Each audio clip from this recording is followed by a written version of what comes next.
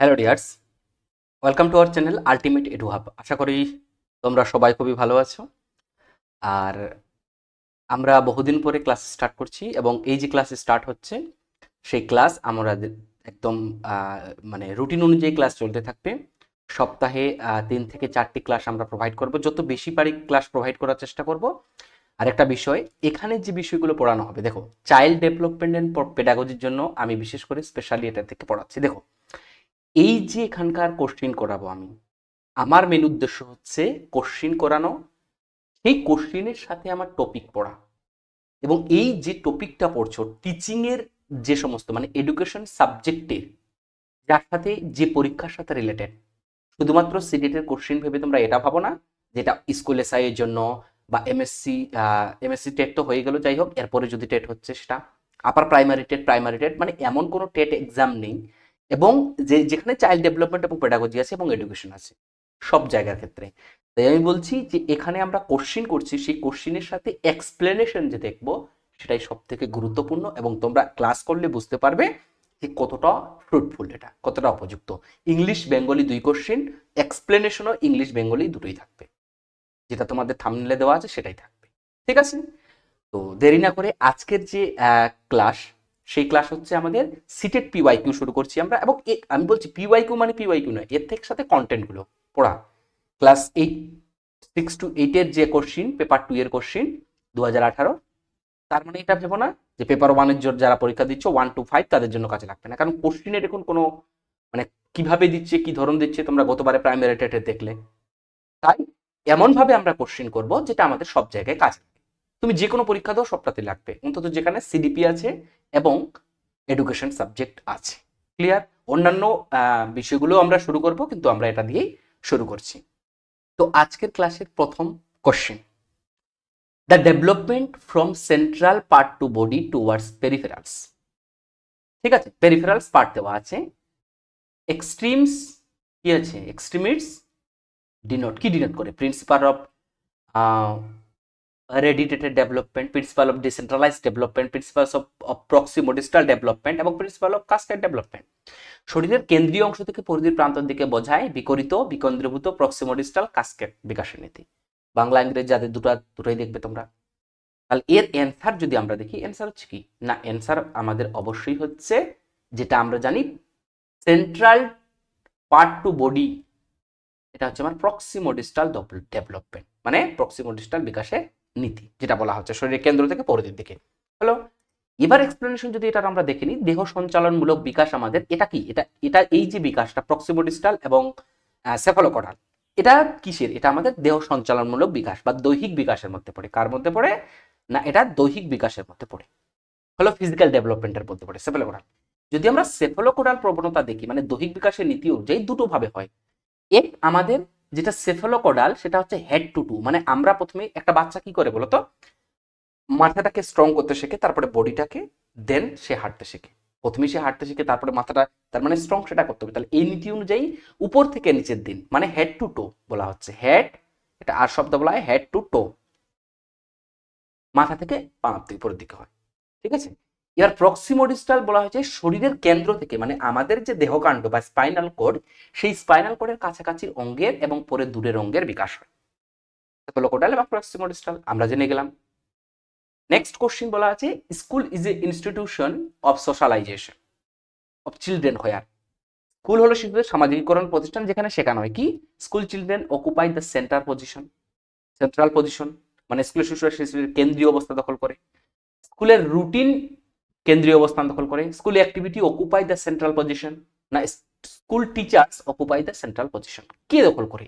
যে school is a institution of socialisation of children, শিশুরই একটা প্রতিষ্ঠান যেখানে সামাজিকীকরণের প্রতিষ্ঠান। তাহলে অ্যান্সারের কি হবে?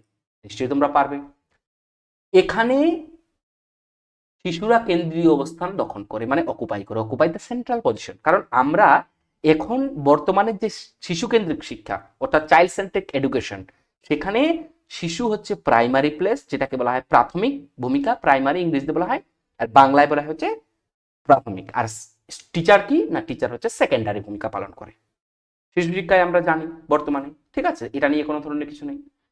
3 নম্বর কোশ্চেন দেওয়া আছে, if you join a teacher fraternity.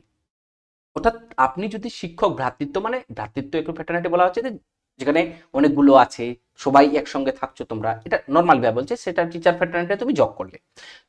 Choose to dress like most of the others in your group, অর্থাৎ তুমি এমন একটা ড্রেস চুজ করছো যেটা অন্যরাও পড়ছে, মানে আমরা নিজেকে কি করি, সোশ্যালাইজ করার চেষ্টা করি, যে ওই রকম করে করার চেষ্টা করি, যে ওদের মতো করে। তাহলে এইটাকে কি বলা হয়, এই যে শব্দটা, গ্রুপ আইডেন্টিটি মানে গোষ্ঠী পরিচয় তোমার, ওবিডিয়েন্স তুমি আনুগত্য বা মান্য করছো, কমপ্লায়েন্স তোমার সম্মতি বা কনফর্মিটি বা সামঞ্জস্য করার চেষ্টা করছো, মানে এর যে শিক্ষক তুমি কি, এটার উত্তর যদি আমরা দেখি তাহলে এটাকে বলা হচ্ছে কনফর্মিটি, সামঞ্জস্য করার তুমি চেষ্টা করছো। বাকিগুলো ওবিডিয়েন্স, গ্রুপ আইডেন্টিটি, কমপ্লায়েন্স আমরা দেখবো। অ্যাকচুয়ালি সামঞ্জস্য করাটা বলতে কি বোঝাচ্ছে, কনফর্মিটি মানে কি জানো, কনফর্মিটি হচ্ছে সামঞ্জস্য, এটা একটা প্রসেস। এই যে শব্দটা আমরা, এটা একটা প্রসেস, কি প্রসেস না, অফ চেঞ্জিং ওয়ানস বিলিফ। আমরা এর সঙ্গে আরেকটা বিলিফ চেঞ্জিং এর ব্যাপার কি দেখি বলতো, বিলিফ চেঞ্জিং এর ক্ষেত্রে কি ইন্ট্রোডক্ট্রিনেশন বলে একটা শব্দ আছে, ওটা আলাদা। এখানে বলা হচ্ছে কনফর্মিটি মিনস আমি বিলিফ চেঞ্জ করছি, আমার আমার অ্যাটিটিউড, আমার মনোভাব সেটা চেঞ্জ করছি, আমার কাজ এবং আমার যে পারসেপশন সেটাও আমি চেঞ্জ করার চেষ্টা করছি, to more closely match those by group which is they belong. অর্থাৎ আমরা নিজেকে সবসময় অন্যরা কি করছে বা ওই গ্রুপের লোকজন কেমন সেই রকম করে নিজেকে মানিয়ে নেওয়ার চেষ্টা করি বা সেই রকম ভাবে।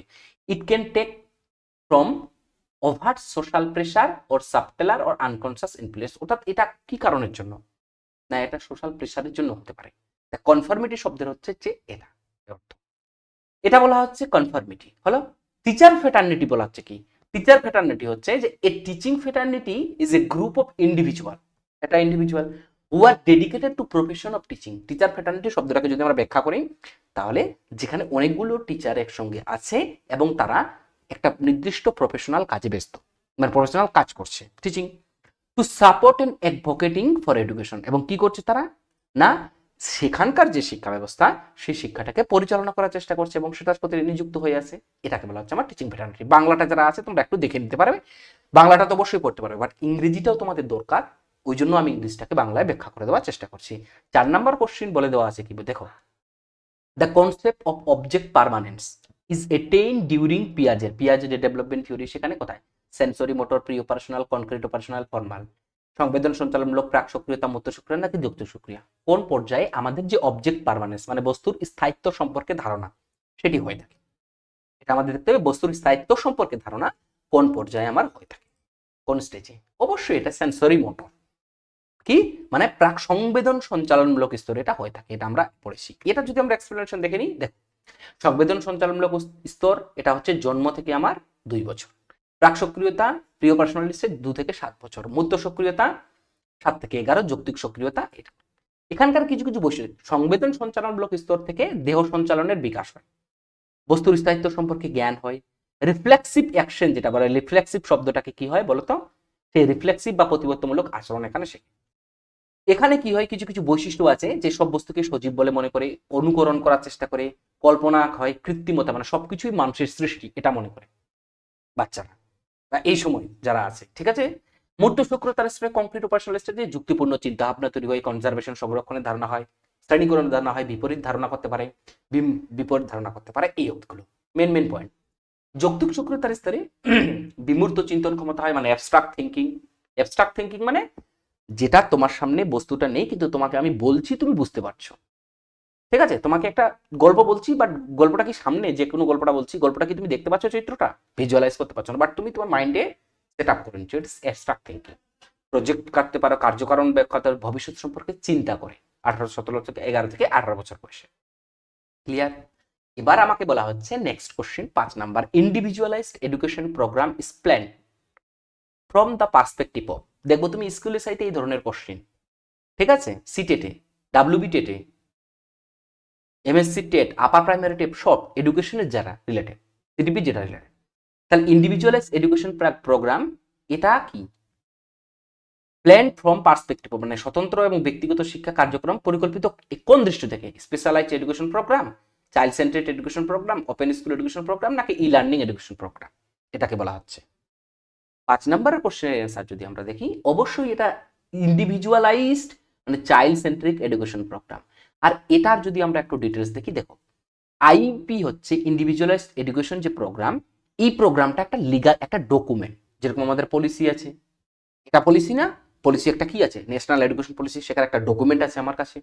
তাহলে এটা একটা ডকুমেন্ট, এটার একটা আউটলাইন কি স্পেশাল এডুকেশন সার্ভিস এই student with disability needs in succeed school, অর্থাৎ ইন্ডিভিজুয়ালাইজড এডুকেশন প্ল্যানে বলা হয়েছিল যে অ্যাকচুয়ালি আমরা যারা ডিসেবল আছে, মাইল্ড টু মডারেট ডিসেবল, তারা স্পেশাল এডুকেশন বা স্পেশাল স্কুলে না গিয়ে তারা কি করবে বলতো, নর্মাল যে স্কুল সেখানে যাবে এবং সেখানে তার যে সমস্ত নিডস সেগুলো প্রোভাইড করা দরকার এবং প্রত্যেকজন স্টুডেন্টের সেটা দেখা দরকার কার কি সেটা প্রয়োজন।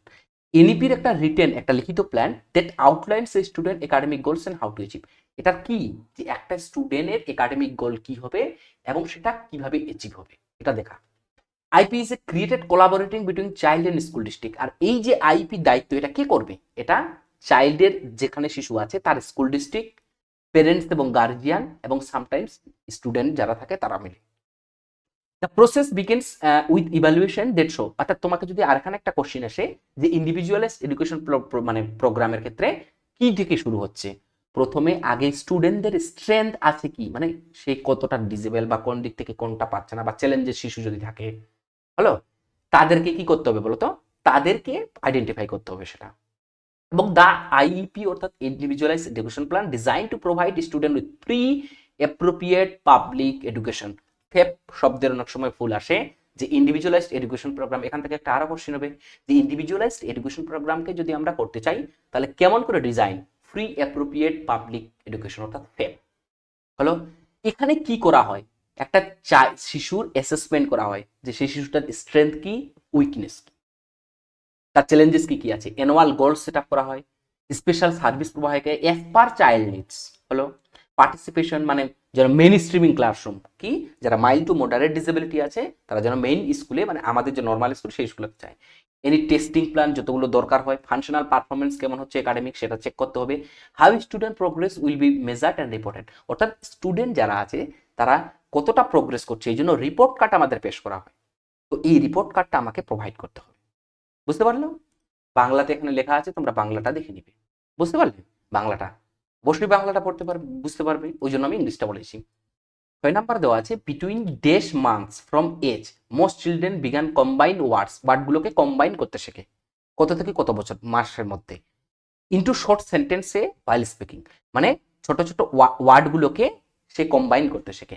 12 থেকে 18, 18 থেকে 24, 24 থেকে 30, 30 থেকে 34, বাংলাটা পড়ে নিবে তোমরা, ঠিক আছে।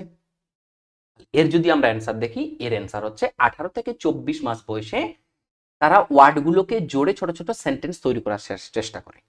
বুঝতে পারছো, এবার আমরা দেখে নিব কি হচ্ছে। দেখো এটা যদি লেখাটা বুঝতে পারো, 3 মাসে যেটা বয়সে হয় সেটা হয় কুডিং বলা হয় এবং গার্গিলিং বলা হয়, বাচ্চারা যে আওয়াজটা করে। 6 মাস বয়সে ব্যাবলিং যেটাকে বলা হয়, 12 মাস বয়সে প্রথম ওয়ার্ড বলে, 18 মাস বয়সে নন 5 to 40 ওয়ার্ডস বলে, এবং 2 বছর মানে 24 মান্থ যেটা দেওয়া ছিল 100 to 30 ওয়ার্ডস এবং 2-3 ওয়ার্ড সেন্টেন্স। এবং এই যে 18 থেকে 24 মাস, 18 থেকে 24 মাস, এই 18 থেকে 24 মাস বা 2 বছর যেটাকে বলা হচ্ছে, এখানে তারা কি করে 4-5টি ওয়ার্ড মিলে সেটাকে কি করে সেন্টেন্স করার চেষ্টা করে। 3 ইয়ার্সে এতগুলো ওয়ার্ড শেখে, 900 থেকে 1000। 4 বছরে 2000 ওয়ার্ড শেখে, 5 ওয়ার্ড সেন্টেন্স, 5টি ওয়ার্ড মিলে সেন্টেন্স তৈরি করতে পারে। এবং 5 ইয়ার্সে আইডেন্টিফিকেশন লেটার্স ক্রিয়েটার্স লঙ্গার সেন্টেন্সেস সমস্ত কিছু সে বুঝতে পারে। ক্লিয়ার এটা। নেক্সট কোশ্চেন আমার বলা হচ্ছে the concept of intelligent content IQ was develop by Galton Binet Terman, অর্থাৎ গেন্টল বিনেট কে হবে। 7 নাম্বার কোশ্চেনে যদি আমরা অ্যান্সার দেখি, অবশ্যই বিনেট, কে বিনেট।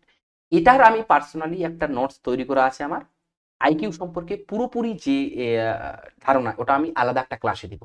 না, আইকিউ থেকে তোমার যা কোশ্চেন আসবে, আইকিউ কে দিয়েছিল, মেন্টাল, সিএ, এমএ টোটাল আমি দিয়ে দিব, ওই জন্য আমি আজকে এটা অ্যাড করিনি। হলো, এবার creativity is thought to be related the concept of, মানে আমাদের যে ক্রিয়েটিভিটি অর্থাৎ সৃজনশীলতা এটি কোন ধারণার সাথে সম্পর্কিত, fluid intelligence, crystallise intelligence, convergent thinking, divergent thinking.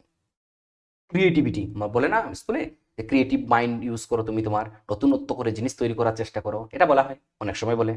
তাহলে এটা কি হবে, যদি আমরা দেখি এটা হবে অবশ্যই ডাইভার্জেন্ট থিঙ্কিং, যেটা বাংলা আমি পাচ্ছিলাম না কিছু, কিন্তু মানে বিভিন্ন থিঙ্কিং মানে চিন্তন বা চিন্তন, চিন্তা বলে চিন্তন। এই চিন্তা মানে কি, ওই চিন্তা করা না, দেখো আমাদের চিন্তা করা দরকার বা দুশ্চিন্তা করা দরকার নয়, পার্থক্যটা বুঝো। এটা হচ্ছে চিন্তন, অ্যাকচুয়ালি থিঙ্কিং, চিন্তন করছি, চিন্তন সবাই করে, চিন্তন ছাড়া লোকে মানে কিভাবে সার্ভাইভ করবো আমরা, কথাটা বুঝতে পারছো? তাহলে এটা হলো। এবার আমার বলা হচ্ছে, এটার আমি দেখে নিই ক্রিয়েটিভিটি কি। Creativity is a thought related to divergent thinking এর সাথে। যখন আমাকে বলা হচ্ছে আউট অফ দ্যাট বক্স ভাবো, মানে তুমি যেটা ক্লাসে পড়ছো সেটা তো পড়ছো, সেটা তোমার বইয়ে লেখা আছে, তার বাইরে কিছু ভাবনা চিন্তা করার চেষ্টা করো, ওটাকে বলা হয় thinking is a out of the box. Coming with multiple and unique solution ভাবে তুমি যখন করো, কোন একটা সমস্যার সমাধান যখন ইউনিক ভাবে তুমি করছো, সাম আইডিয়াস বিং অরিজিনাল, যখন তুমি রিসার্চ করো তোমাকে অরিজিনাল কিছু দেখাতে হবে, কপি করলে হবে না। এটাই divergent thinking is ability. Divergent ওই যখন আমরা ক্রিয়েটিভিটি মূলক কাজ করছি তখন আমরা ডাইভার্জেন্ট করছি। তো divergent thinking creativity is ability to come with multiple solution to a problem. একটা প্রবলেম মাল্টিপল সলিউশন যখন হবে, it is a key competence of society as a important social problem. অর্থাৎ যদি আমরা সোসাইটির উন্নতি চাই তাহলে আমরা কি করব, নতুন নতুন কিছু ভাবনা চিন্তা, সেটা এটাই এই জন্য ক্রিয়েটিভিটিটা হচ্ছে ডাইভার্জেন্ট থিঙ্কিং এর সাথে আমার রিলেটেড। আচ্ছা, বাকি যে শব্দ ছিল সেটা ফ্লুইড ইন্টেলিজেন্স। ফ্লুইড ইন্টেলিজেন্সটা আমার কি, এই যে ইন্টেলিজেন্স মানে আমরা বুদ্ধি জানি, তাহলে ফ্লুইড ইন্টেলিজেন্সকে বলছে যে এটা কি, এটা একটা এবিলিটি করা to think and reason abstract এবং সলভ প্রবলেমস। অর্থাৎ ফ্লুইড ইন্টেলিজেন্স মানে অ্যাবস্ট্রাক্টলি আমরা কোনো চিন্তা ভাবনা মানে বিমূর্তভাবে চিন্তা ভাবনা করতে পারছি, সলভ করতে পারছি। It also involves ability to perceive relationship দেখা independent of previous specific practice করা। জাস্ট আমি এখানে ফ্লুইড ইন্টেলিজেন্স কি এটা একটা দেখছি। ক্রিস্টালাইজ ইন্টেলিজেন্সটা কি, ইনভলভস নলেজ গেইন করা, একুয়ার করছি, এবং এবিলিটি টু রিট্রাই, মানে যখন আমার প্রয়োজন পড়ছে সেটাকে আমি মনে করতে পারছি। It appears to be a function brain regions that involve storage and use long term memories. অর্থাৎ কোন একটা ইনফরমেশন, সেই ইনফরমেশনটাকে আমি আমার মেমোরিতে স্টোর করে রাখতে পারছি, যার সাহায্যে, যেটা এটাকে বলছে ক্রিস্টালাইজ ইন্টেলিজেন্স। মানে এবিলিটি টু নলেজ একুয়ার, জমা করানো বা একুয়ার করছি, সংগ্রহ করছি, এবং সেটাকে রিট্রাইভ, প্রয়োজন মতো আমি মনে করতে পারছি। হলো, এটা গেল। আরেকটা বলা হচ্ছে, বাস হয়ে গেল এই তিনটা, বাংলা দেওয়া আছে তোমরা বুঝে নিবে, পড়ে নিবে একটু, ক্লিয়ার? এই হচ্ছে বিষয়। 9 number question, the acceptable should be combination of a language are specified in its rules. একটি ভাষার গ্রহণযোগ্য সংমিশ্রণের এর ডেশ নিয়মে নির্দিষ্ট করা আছে, phonological, grammatical, syntactic, inflection. Acceptable sound অর্থাৎ ভাষাটি যে আমরা পড়ছি সেটা কম্বিনেশন করে of a language specified in its rules, these rules, কি করে এটাকে কি বলা হয়, এটা হচ্ছে আমার ফোনোলজিক্যাল বলা হচ্ছে, ধ্বনিগত। আমরা এর এক্সপ্লেনেশন দেখে নিব। দেখো, ফোনোলজিক্যাল মানে হচ্ছে this refers to the study of sounds of a language. অর্থাৎ একটা ল্যাঙ্গুয়েজের হাউ দে ফাংশন, কিভাবে ল্যাঙ্গুয়েজটা ফাংশন করছে। আমরা যে কথাগুলো বলি একটা ল্যাঙ্গুয়েজে বলছি, বাংলা, ইংলিশেও বলি কেউ, ঠিক আছে, যে বলছে এটা আমার কিভাবে কাজ করছে, যখন আমরা এই বিষয়টা নিয়ে স্টাডি করছি within the language system, it involves the analysis of phonemes, অর্থাৎ distinct unit of sound and their variation as well as the rules of governing their combination and pronunciation. অর্থাৎ এই অ্যাকচুয়ালি ভাষার যে ফাংশন কিভাবে কাজ করছে, কি করছে, প্রবলেমস কিভাবে হচ্ছে, এবং সেটার ভেরিয়েশন কেমন, কম্বিনেশন কেমন, তার প্রোনাউন্সিয়েশন কেমন, এটার যে স্টাডি, এটাকে বলা হচ্ছে আমার ফোনোলজি। যখন এখানে কোশ্চেনটা ওই জন্যই বলছিল যে দ্য অ্যাকসেপ্টেবল সাউন্ড কম্বিনেশন যখন আমরা অ্যাকসেপ্ট করছি of a language are specified করছি, তখন এটা আমার ফোনোলজিক্যাল। গ্রামাটিক্যাল মানে কি হচ্ছে, যে grammar encompasses rules and principles governing একটা সেন্টেন্সকে আমার স্ট্রাকচারালি জোড়ার জন্য আমার গ্রামাটিক্যাল ইউজ করি আমরা। সিনেকটিক কি বলা হচ্ছে, সিনেকটিক ইজ স্পেশালি ফোকাস কার arrangement of words and phrase and to create well form sentence in a language. অর্থাৎ একটা সেন্টেন্সকে মানে ওয়ার্ডগুলোকে জুড়িয়ে আমরা কি করি, সিনেকটিক করি, মানে একটা ফ্রেজ তৈরি করার জন্য একটা অ্যারেঞ্জমেন্ট ওয়ার্ডসগুলোকে, ঠিক আছে। It deals with issue such is word order, সেন্টেন্সের স্ট্রাকচারটা কেমন হবে, গ্রামাটিক্যাল রিলেশনশিপ কেমন হবে, সিনেকটিক্স। ইনফ্লেকশনটা কি বলছে, যে inflection refers to the modification of words to express different grammatical category such as tense, aspect, mood, number, gender, case. এগুলোর মাধ্যমে যখন আমরা করি কি, মডিফিকেশন করি ওয়ার্ড টু এক্সপ্রেস, অর্থাৎ আমরা আমাদের নিজের ভাষাটাকে এক্সপ্রেস করার জন্য বিভিন্ন রকমের ওয়ার্ড ইউজ করছি, তখন জেন্ডার ইউজ করছি, এটা করছি, এটাকে বলা হচ্ছে আমার ইনফ্লেকশন। যেরকম for example in English to verb, the verb হচ্ছে টু ওয়াক, ইনফ্লেক্স ওয়াকড, ওরকম আমরা টু ওয়াক ইউজ করি এবং সেটাকে পাস্ট টেন্সে করার জন্য আমরা ওয়াক করি। এইটা যখন আমি করছি দ্যাট ইজ ইনফ্লেকশন। ক্লিয়ার? আজকের লাস্ট কোশ্চেন, এটা বাংলায় দেওয়া আছে, ধ্বনিতাত্ত্বিক, ব্যাকরণগত, সিনেকটিক এবং ইনফ্লেকশন। দেখো কিছু কিছু ওয়ার্ডের বাংলা করাটা মুশকিল হয়ে যায়, তাই ওটাই রাখার চেষ্টা করি। The position where thought patterns are influenced by language is called, অর্থাৎ যে অবস্থানে আমাদের চিন্তার ধরন, চিন্তাটা ভাষা দ্বারা প্রভাবিত হচ্ছে।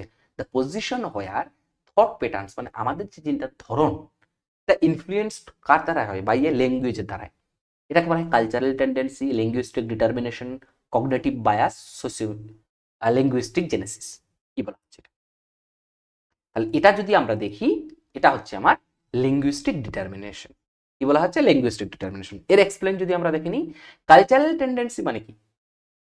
যে while culture certainly play a role shaping thought patterns, this specially focus on tendencies, মানে মনে করো তুমি একটা কোনো কালচারে বসবাস করছো, সেই কালচারের কোনো একটি বিষয় তুমি সোসাইটিতে শেপ করার চেষ্টা করছো, মানে সেটাকে বাস্তব প্রদান করার চেষ্টা করছো। ওর inclination within a particular culture rather than influence language অর্থ, ওটাকে কালচারাল টেন্ডেন্সি বলা হচ্ছে। ল্যাঙ্গুয়েজ ডিটারমিনেশনটা কি বলে? যেটাকে কারেক্ট বলছে এখানে বলা হচ্ছিল the position where thought patterns are influence, যখন আমাদের চিন্তা ভাবনা আমাদের কালচার দ্বারা, আমাদের চিন্তা ভাবনা হচ্ছে পজিশন থট প্যাটার্ন ল্যাঙ্গুয়েজ দ্বারাই যখন আমাদের চেঞ্জ হতে থাকে। কেমন? দেখো, this accurately describe the idea language determines or significantly influence the thought pattern, অর্থাৎ ভাষা যখন আমার চিন্তা ভাবনাকে প্রভাব ফেলে, বুঝতে পারলে? আমরা যখন থট প্রসেসকে স্ট্রাকচার করে, যেরকম স্ট্রাকচার করে, ভোকাবুলারি করছে, এক্সপ্রেশন কিভাবে করছি আমরা সেভাবে। In a language shape the way speakers perceive and interpret with the past their experiences, এটাকে বলা হচ্ছে লিঙ্গুইস্টিক ডিটারমিনেশন। কগনিটিভ বায়াস কি? কগনিটিভ মানে আমরা নর্মালি ভাবে জানবে দিন জ্ঞান, বায়াস মানে হচ্ছে আমরা ডেভিয়েশন করা, ডেভিয়েশন মানে সরে যাওয়া, দূরে, মানে দূরে মানে হচ্ছে তোমার সাইড করে নিয়ে যাওয়া। কগনিটিভ বায়াসের কথা বলা হচ্ছে systematic patterns deviation from rationality অর্থাৎ জাজমেন্ট অফ পার্টিকুলার সিচুয়েশন, অর্থাৎ নর্মালি মনে করো তোমার যে যুক্তি যেখানে দেখানোর কথা সেটা তুমি সেখান থেকে না গিয়ে সেটাকে তুমি চেঞ্জ করে দেওয়ার চেষ্টা করছো। It is called cognitive bias. অর্থাৎ তুমি তোমার চিন্তা ভাবনার কগনিশনটা সেটাকে তুমি change, while language can influence cognitive bias, অর্থাৎ ল্যাঙ্গুয়েজে একটা চিন্তা ভাবনা করে। আচ্ছা নর্মালি ভাবে দেখো না, ইংরেজিতে বলছে, ইংরেজিতে ভাষণ দিচ্ছে, মানে আগের দিনে হতো আর কি, ইংরেজিতে ভাষণ দিচ্ছে মানে সত্য কথাই বলছে, বা হচ্ছে খুব সুন্দর বলছে, সবকিছু ঠিকঠাক, নেতা দিক থেকে আমরা বলি এটা ইংরেজি ভাষণ দিচ্ছে, হয়তো হয়। বাট কি হচ্ছে? It is cognitive bias, while language influence cognitive bias, the term does not directly address to specific language or language thought or patterns. এটা ল্যাঙ্গুয়েজ থট প্যাটার্নটাকে বোঝায় না, এটা কগনিটিভ বায়াস হচ্ছে আমি যে চিন্তা ভাবনা, সেই চিন্তা ভাবনাটাকে অ্যাকচুয়ালি বা যে যে ধরনের জাজমেন্ট দেওয়ার কথা সেটাকে আমি সরিয়ে দিচ্ছি, ডেভিয়েশন করে দিচ্ছি। ক্লিয়ার? এখানে বাংলা করে দেওয়া আছে, তোমরা দেখে নেবে। সো তোমরা এখান থেকে দেখতে পাচ্ছ এই যে কোশ্চেনগুলো not only primary TET but also the কি স্কুল এসআই, এমএসসি, টেট, তোমার সব জায়গা থেকে, এবং ইটস স্কুলে সে যে আমাদের এডুকেশনের পার্ট, সেই এডুকেশন। ক্লিয়ার? আমরা পড়ছি ঠিকই, সিটেট, সিটেটও তোমাদের সামনে আছে, যারা ফর্ম ফিল আপ করোনি তারা অবশ্যই ফিল আপ করে নাও, তাদের অবশ্যই এটা করে নাও। আশা করি তোমাদের ক্লাস ভালো লাগছে। এইভাবেই তোমরা যদি লাইক করবে, কমেন্ট করবে, এবং তোমাদের কি ধরনের ক্লাস প্রয়োজন, বা ক্লাসটাকে আরও কিভাবে আমি যদি কোনো কিছু না থাকে মানে ইমপ্রুভ করতে হয়, তোমরা সেটাও আমাকে সাজেশন করবে, আমি পজিটিভের সহিত নিব এবং সেটাকে আমি ইমপ্রুভ করার চেষ্টা করব। ধন্যবাদ, দেখা হচ্ছে নেক্সট ক্লাসে। ভালো থাকবে, সুস্থ থাকবে।